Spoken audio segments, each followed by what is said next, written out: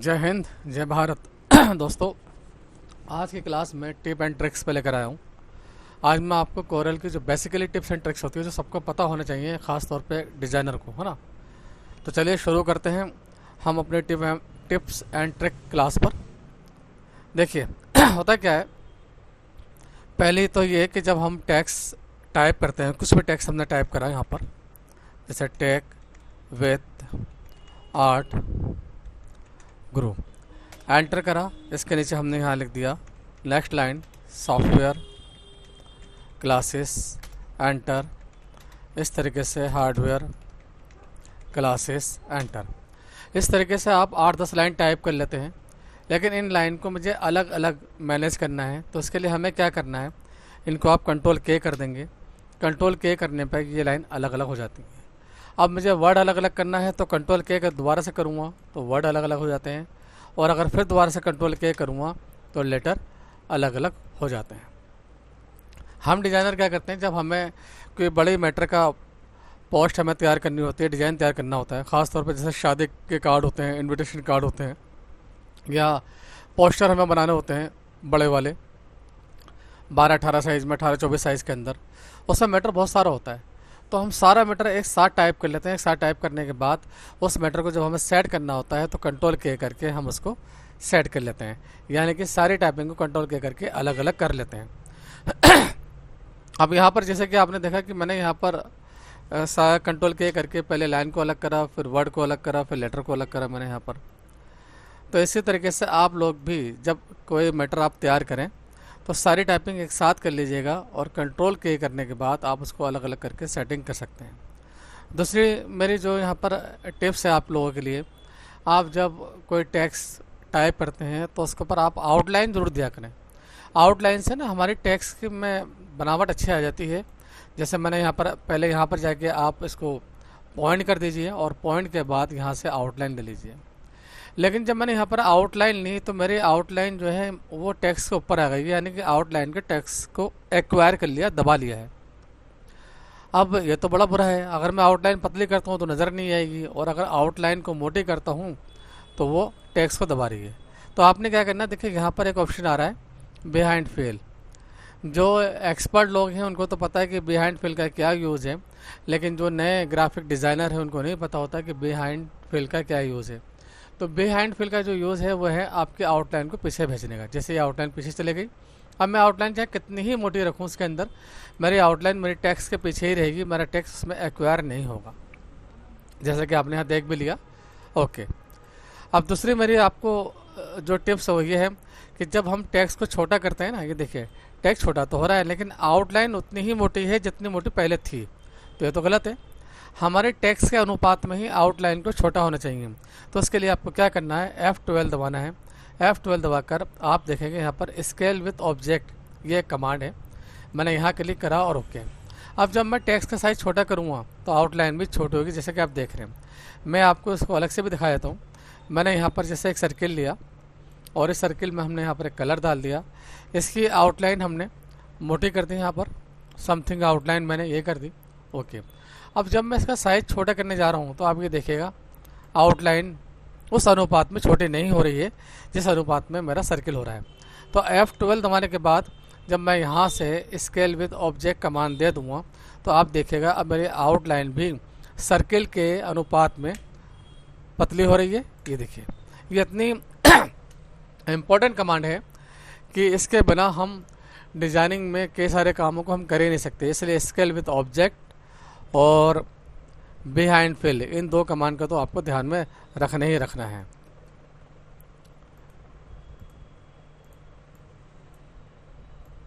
दूसरी चीज़,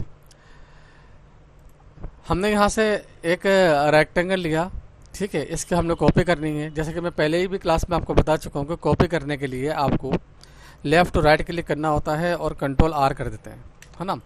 कई बार ऐसा होता है कि जब हम इसको कंट्रोल R करते हैं तो ये हमसे समथिंग कुछ इस तरीके से हो जाता है, और जब कंट्रोल R करते हैं तो ये ऐसे चले जाता है। इसको सारे एक सीक्वेंस में लेके आना है। सेलेक्ट करेंगे, E से आप इक्वल कर देंगे, ठीक है। और अगर आपको एक के ऊपर एक रखना है तो C से सेंटर भी कर सकते हैं। जैसे मान लीजिए हमने इस तरीके से ऑप्शन लिया, इस तरीके से। अभी देखिए ये थोड़े से इधर उधर हुए भी हैं और गैप भी इनमें एक जैसा नहीं है। अब हमने क्या करना है, इनको एक ही सीक्वेंस में लेकर आना है और गैप भी बराबर करना है। तो खाली सी दबाएंगे, ध्यान रखें कंट्रोल नहीं दबाना है, ओनली सी। ऑब्जेक्ट को सेलेक्ट करने के बाद आप खाली सी प्रेस करेंगे और फिर शिफ्ट सी आपको दबाना, तो गैप बराबर हो जाएंगे। इसी तरीके से जब हम यहाँ बॉक्सेस रखते हैं, जैसे ये मैंने पास कर दिया, ये मैंने दूर कर दिया, ये वाला ये नीचे कर दिया, इस तरीके से हमने सेलेक्ट करा, पहले ए से इक्वल कर देंगे और फिर शिफ्ट ई दबाएंगे तो गैप बराबर हो जाएगा। अगर किसी ऑब्जेक्ट के बीच में किसी दूसरे ऑब्जेक्ट को हमें सेट करना है, जैसे कई बार ऐसा होता है कि मैंने यहाँ पर एक सर्किल लिया और इस सर्किल के बीचों बीच में जो है मुझे एक छोटा सर्किल और सेट करना है बीचों बीच में बिल्कुल, तो हम क्या करते हैं, पहले इस पर क्लिक करेंगे, शिफ्ट दबा के फिर बड़े वाले पे क्लिक कर देंगे और सी दबाएंगे, सी सेंटर, ए से इक्वल। अगर आप बी दबाएंगे, ध्यान रखें मैं आपको फिर बता रहा हूँ, आपको कंट्रोल और शिफ्ट का यूज़ नहीं करना है, ओनली आपको सी दबाना है, बी दबाना है, ई दबाना है, एल दबाना है, आर दबाना है। देखिए ये हो गया मेरा टी से टॉप, बी से बॉटम, ई से इक्वल, एल से लेफ्ट, आर से राइट, सी से सेंटर। इसी तरीके से आप टेक्स्ट को और जितने भी ऑब्जेक्ट हैं आपके, उन सभी ऑब्जेक्ट को आप एक साथ अलाइनमेंट दे सकते हैं इस तरीके से। दूसरी चीज़ ये है कि जब हम यहाँ पर इस तरीके से ऑब्जेक्ट लेते हैं, जैसे हमने यहाँ पर ऑब्जेक्ट लिया और ये ऑब्जेक्ट डाला हमने यहाँ पर, अभी मैंने इस पर क्लिक करा और शिफ्ट पेज डाउन करूँगा तो पीछे चले जाएगा और शिफ्ट पेज अप करने में ऊपर आ जाएगा। आप देख रहे हैं ना, मैंने कीबोर्ड से शिफ्ट के साथ में पेज डाउन दबाया तो नीचे और शिफ्ट पेज अप करा तो ऊपर। अब सेकंड ऑप्शन ये आता है कि ये जो मेरा ऑरेंज वाला है, ठीक है ना, ये बीच में चले गया है। अब मुझे अपने येलो वाले सर्किल को ब्लू और ऑरेंज के बीच में करना है। अगर आप शिफ्ट पेज डाउन करेंगे तो बिल्कुल पीछे चले आएगा, जबकि हमें बिल्कुल पीछे नहीं भेजना है। तो आप कीबोर्ड से कंट्रोल पेज डाउन कर देंगे। ये देखिए कीबोर्ड से कंट्रोल पेज डाउन करा तो स्टेप बाय स्टेप पीछे जाएगा, है ना, जैसे ये आस्ते आस्ते पीछे जा रहा है। और कंट्रोल पेज अप करेंगे तो स्टेप बाय स्टेप ये ऊपर भी आएगा। तो ये कुछ टिप हैं जो हमें पता होनी चाहिए कि किस तरीके से हम पेज डाउन पेज अप कर सकते हैं और कंट्रोल के साथ में one by one up and down हम कर सकते हैं। चलिए इसको मैंने साइड में रखा है यहाँ पर। नेक्स्ट ऑप्शन है मेरे पास यहाँ पर, जैसे ये हमने एक रेक्टेंगल लिया, इसको हमें साइज़ देना है। तो साइज़ देने के लिए देखिए यहाँ ऊपर है ना mm आ रहा है, यहाँ पर जहाँ देखें इस मेरा एरो जहाँ चल रहा है mm आ रहा है। तो आपको बाहर क्लिक करके इस जगह पर आपको इंचेस कर देना है और उसके बाद आप यहाँ पर इस जगह पर जो भी साइज़ डालेंगे 4x4 ये डाल दिया। तो 4x4 में मेरा ये 4x4 इंच का एक बॉक्स तैयार हो गया। लेकिन कई बार ऐसे भी होता है दोस्तों कि हमें सेंटीमीटर में या mm में भी साइज़ देना पड़ता है, लेकिन हम स्केल नहीं बदलना चाहते हैं। तो ये ट्रिक्स है। अभी इससे पहले मैं आपको टिप दे रहा था, अब मैं ट्रिक्स बता रहा हूँ। हमने क्या करना है, इसी रेक्टेंगल को मुझे इंच की जगह पर mm में या cm यानी कि सेंटीमीटर में साइज़ देना है। तो आपको बार बार स्केल बदलने की कोई ज़रूरत नहीं है। आपने क्या करना है, यहाँ क्लिक करना और यहाँ जाके मान लीजिए मुझे इसको जैसे 15 mm करना है, तो 15 पॉइंट, ठीक है, 0 और उसके साथ में mm दबा देंगे। इसी तरीके से आप यहाँ पर भी आएंगे, यहाँ पर मैंने 15.0 और देन mm दबा के मैं एंटर दे दूँगा। ये देखिए अब ये मेरा साइज़ mm में हो गया। मैं आपको दिखा भी देता हूँ, मैं एक दफ़ा स्केल को मिलीमीटर में कर रहा हूँ और देखिए 15x15 mm का तैयार हो गया। अब मैं mm में मेरा स्केल लगा हुआ है ना, और मुझे इंच में काम करना है। तो कोई बात नहीं, सेलेक्ट करें आप और यहाँ जाएं। आपने यहाँ लिखा जैसे 5, ठीक है, 0.0, इसके साथ में आप IN लगा देंगे इस तरीके से। वैसे CH लिख दें तो और ज़्यादा बेहतर है। इसी तरीके से आपको यहाँ पर भी जाना है 5.0 INCH और देन एंटर कर देंगे। अब यह आपका इंच में। इसी तरीके से सेंटीमीटर के लिए आप CM लगा देंगे और फिट के लिए आप फिट लिख देंगे तो हमारा ये फिट में चले जाएगा। आपको बार बार स्केल बदलने की कोई ज़रूरत नहीं है।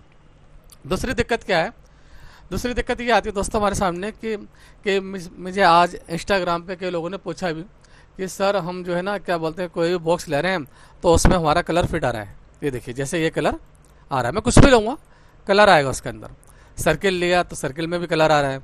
ये क्या दिक्कत है कि कलर क्यों आ रहा है? तो आपने क्या करना है, आपको अपने पेज पे किसी भी ऑब्जेक्ट को आपको सिलेक्ट नहीं करना है, ना टेक्स्ट को सिलेक्ट करना है, ना ऑब्जेक्ट को सिलेक्ट करना है, और विदाउट एनी सिलेक्शन यानी कि विदाउट एनी ऑब्जेक्ट सिलेक्ट आपको जाना है अपने कलर प्लेटेड वाले इसमें। देखिए जहाँ से मेरा एरो जा रहा है ना, ये एरो मेरा यहाँ यहाँ यहाँ यहाँ आ गया इस जगह पर, जहाँ से नो फिल का ऑप्शन होता है ना।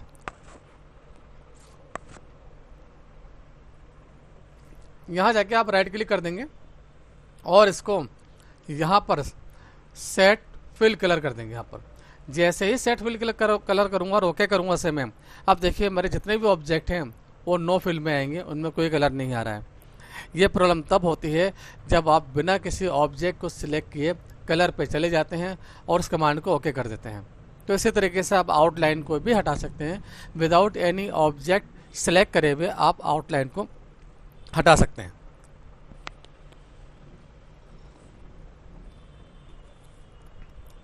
दूसरा ऑप्शन है मेरे पास आपके लिए। देखिए ये कुछ चीज़ें ऐसी हैं जो आपको डिजाइनिंग में और निखार ला देंगी, है ना, मज़ा आ जाएगा आपको। आपने यहाँ से एक सर्किल लिया, सर्किल लेने के बाद आप यहाँ से टेक्स्ट टूल लेंगे और ठीक इस सर्किल पर आपको क्लिक कर देना है मिलाकर। ध्यान रखें टेक्स्ट टूल को सर्किल की लाइन पर मिलाकर रखना है और इस तरीके से यहाँ पर आप टाइप कर देंगे। जैसे मैं यहाँ टाइप करूँ, सॉरी एक दफ़ा दोबारा क्लिक कर लेते हैं, कंट्रोल के साथ में ये लिया हमने, टेक्स्ट टूल लिया और अब ये देखिए जैसे ये मेरा यहाँ पर है ना एक लाइन आड़ी सी बनी हुई आ रही है और एज लिखा हुआ आ रहा है, आपको फ़ौरन जो है ना इस तरीके से क्लिक कर देना है ठीक लाइन के ऊपर, जैसे मैंने यहाँ क्लिक कर दिया।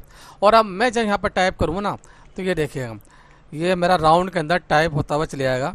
मैं क्या कितना ही मीटर टाइप करूँ, ये देखिए समथिंग सारा मीटर टाइप हो गया। अब इसमें से अलग कैसे करेंगे, ये भी एक सवाल है। यहाँ पर बहुत आसान है, आपको कंट्रोल के करना है और कंट्रोल के बाद आप इसमें से इसको अलग कर सकते हैं।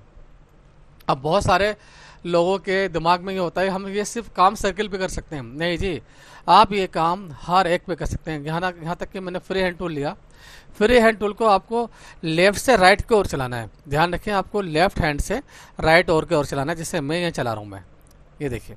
और इसके बाद फिर मैं यहाँ से टेक्स्ट टूल ले रहा हूँ और इस टेक्स्ट टूल को मैंने ठीक लाइन के ऊपर क्लिक करा। अब ये पाथ मिल गया मेरे टेक्स्ट को और ये मेरा टेक्स्ट ठीक लाइन के अकॉर्डिंग चलना शुरू हो गया।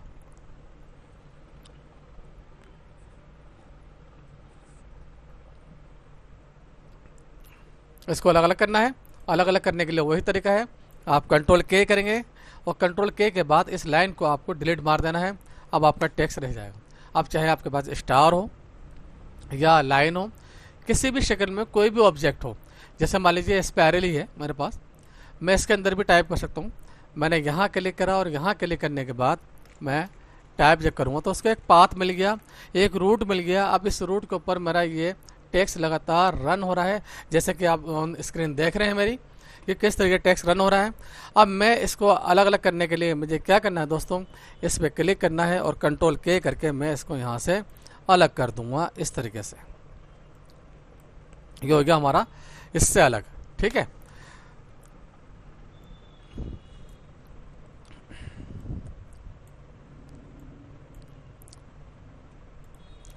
देखिए ये कुछ बेसिक टिप एंड ट्रिक्स थी जो आज मैंने आपको बताई हैं। इनका बहुत ज़रूरी है आपको आना और इनका समझना। तो ये आपको मेरी टिप एंड ट्रिक्स की क्लास कैसे लगी ये आप मुझे कमेंट में ज़रूर बताइएगा, क्योंकि मैं अपनी अगली क्लासेस बहुत ज़बरदस्त लेके आने वाला हूँ। उसके अंदर टिप और ट्रिक्स ही होंगी ताकि आपका काम में और ज़्यादा शार्पनेस आ जाए, निखार आ जाए और आपका काम जब आपका क्लाइंट देखे तो उसके मुँह से एकदम निकल जाए, वाह क्या डिज़ाइन है, क्या एक्यूरेसी है, क्या अलाइनमेंट है। तो ऐसे अलाइनमेंट, ऐसे एक्यूरेसी के लिए और ऐसे टिप एंड ट्रिक्स के लिए आप मुझे इंस्टा पे तो फॉलो कर ही रहे हैं। आप मेरे YouTube channel tech with art guru को भी ज़्यादा से ज़्यादा ज्वाइन करवाइए ताकि मेरा चैनल फटाफट मोनेटाइज हो जाए, क्योंकि सब्सक्राइबर्स तो लगभग हो गए हैं, वॉच टाइम अभी नहीं मिला है। ये वॉच टाइम मुझे आप लोगों के सपोर्ट से ही मिलेगा। आप लोग जितनी मुझे सपोर्ट करेंगे और जितना मेरा चैनल ज़्यादा ग्रोथ होगा, मैं उतनी ही बेहतर इस पे मैं वीडियो लेके आऊँगा। एक बात मैं आपसे और कहना चाहता हूँ कि आप अपने इंस्टा आईडी से भी मेरे वीडियोस को और मेरे चैनल को आप फैलाइए ताकि मैं आपको कोरल या ग्राफिक डिज़ाइनिंग का पूरा कोर्स फ्री में सिखा सकूं, क्योंकि आप लोगों की दुआओं से मुझे कोई इतनी ख़ास नीड नहीं है किसी पैसे वगैरह वगैरह की, क्योंकि आप लोगों के सपोर्ट से, आप लोगों की दुआओं से और ऊपर वाले की मेहरबानी से मैं बहुत अच्छा कमा लेता हूं। लेकिन फिर भी हर आदमी को एक चाहत होती है कि वो थोड़ा एक्स्ट्रा अर्निंग करें। चैनल बनाने का जो मेरा उद्देश्य है, मकसद है, वो यही है कि मैं आप लोगों को, जो बहुत सारे लोग फीस अफोर्ड नहीं कर सकते हैं लेकिन सीख कर कोई ना कोई रोज़गार करना चाहते हैं, तो उनको मैं फ्री में प्रोफेशनल डिजाइनर बनाना चाहता हूं और उनकी हेल्प भी करना चाहता हूं। और ये तभी पॉसिबल होगा जब मेरा यूट्यूब चैनल मोनेटाइज हो जाएगा, मुझे इससे अर्निंग होने लगेगी। और इस अर्निंग के बाद मैं ऐसे सभी लोगों, ऐसे सभी डिजाइनर जो मेरे खास मुझे सपोर्ट करते हैं, मैं उनकी हेल्प के लिए हर वक्त तैयार रहूँगा। मैं तब तक के लिए मैं विदा लेता हूँ। जय हिंद, जय भारत।